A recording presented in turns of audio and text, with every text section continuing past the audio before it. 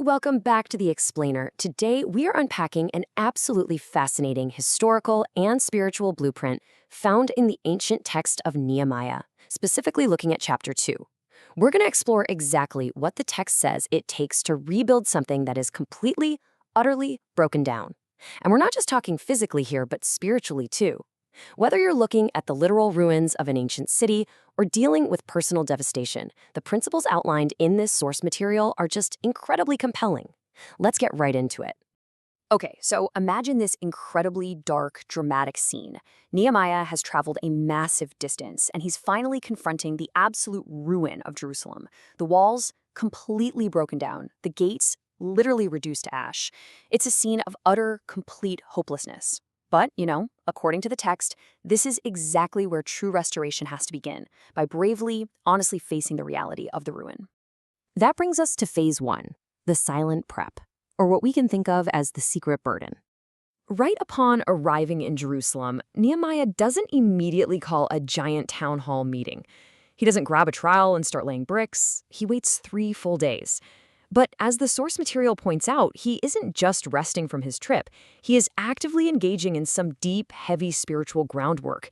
It's like pouring a massive, deep foundation before you even think about constructing a skyscraper, right? He's ensuring his heart and his spirit are totally ready for the monumental task ahead. So after those 3 days of quiet preparation, he embarks on this secret midnight ride. He's meticulously inspecting the city's most chaotic, destroyed access points, completely under the cover of darkness. He starts through the Valley Gate, heads down to the Dung Gate, which was the literal exit for the city's garbage, and over to the Fountain Gate near the water supply. He's deliberately surveying the most critical parts of the city just to see exactly how deep the damage really goes. And what he finds is just absolute devastation. The physical destruction was so extreme that at one point his animal couldn't even pass through the debris. He literally had to dismount and navigate the wreckage on foot. And this physical roadblock, it serves as such a powerful metaphor for deep spiritual chaos. Think about it. When the walls and gates, the very things that establish order and keep you safe, are completely destroyed, life itself becomes incredibly chaotic and just impassable. Now, you might be wondering, why did he keep this burden a total secret during this phase? He didn't tell the local officials, the nobles, or the priests a single thing about what he intended to do. And the reason is, he was actively protecting the plan from premature doubt. We've all been there, right? You share a massive vision before you fully grasp the reality of it, and you just invite all these conflicting opinions. People telling you it's too hard or no way it's impossible. By keeping silent, he perfectly preserves the vision until the exact right moment. Which leads us right into phase 2, mobilizing the people and casting that contagious vision. Once that secret burden is fully baked, Nehemiah shifts his language. It goes from I to we. He tells the people, "Come, let us build." He steps right into the light and casts the vision that rallies the entire community. And notice he doesn't appeal to their pride with some empty motivational speech. Instead, he simply shares how the divine hand and the king's decrees have already paved the way for their success. He's basically inviting them to join a movement that is already in motion. And the people, they immediately respond. They commit to this good work. And in the original text, that specific term carries a really beautiful, heavy historical weight. It's actually the exact same concept of good that's used all the way back in the book of Genesis when talking about creation.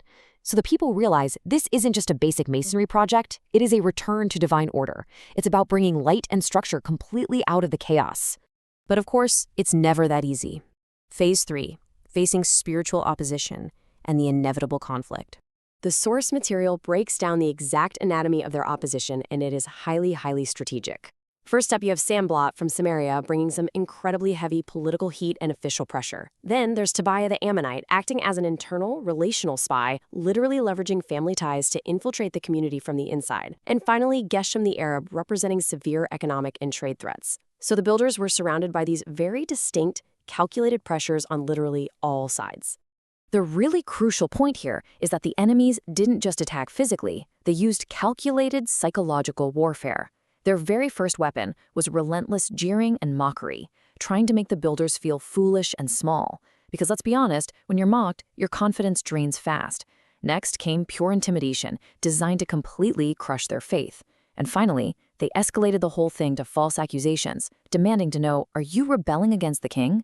They were using the massive threat of the state to try and freeze the building project right in its tracks.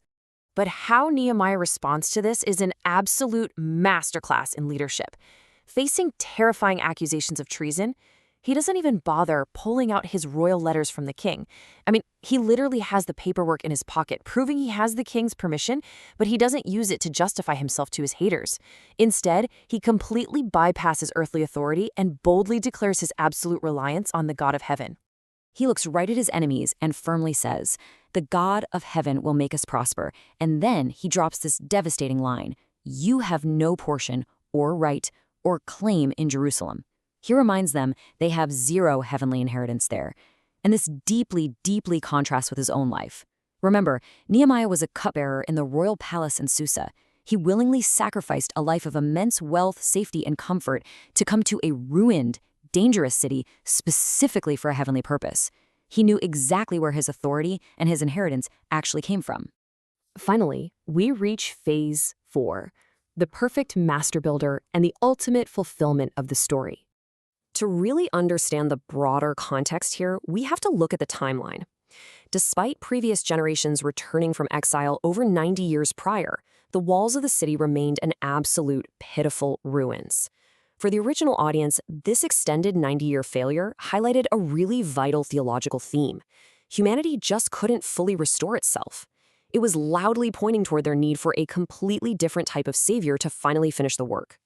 And this is where the source material transitions from a neat historical framework into a profound theological parallel. Nehemiah is presented as an earthly cupbearer who carried a king's decrees to repair physical ruins, right? But in contrast, later theological texts position Jesus Christ as the better Nehemiah, the divine Son of God carrying all heavenly authority. The texts draw a direct, beautiful parallel. Rather than inspecting physical rubble in the middle of the night, this new master builder arrives to inspect human brokenness.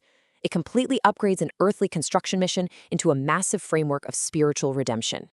As we wrap up this blueprint of restoration, these ancient historical themes become deeply, deeply personal. We've explored how the text pairs absolute devastation with divine preparation and heavy opposition with heavenly authority. So the final provocative question this source material leaves us with is this: what are the chaotic ruins or the broken walls in your own life that are just waiting to be rebuilt? Thanks so much for exploring this fascinating text with me today. I'll catch you on the next explainer.